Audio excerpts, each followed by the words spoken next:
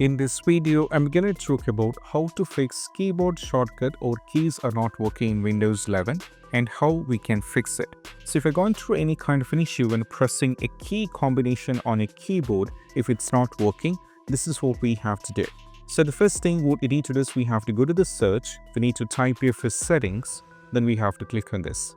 Now from here, what you need to do is we have to go to the accessibility.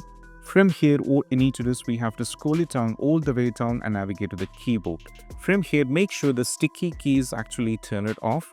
Filter keys also actually turn it off. And also we have to go to the toggle key is actually turn it off as well.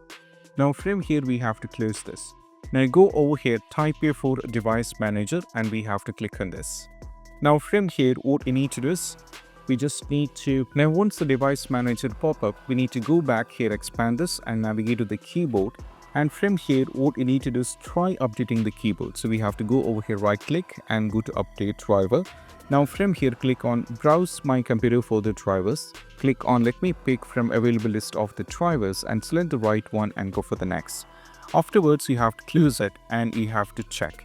Most probably updating that might work. If not, then what you need to do is we have to press 2 key from the keyboard to activate it.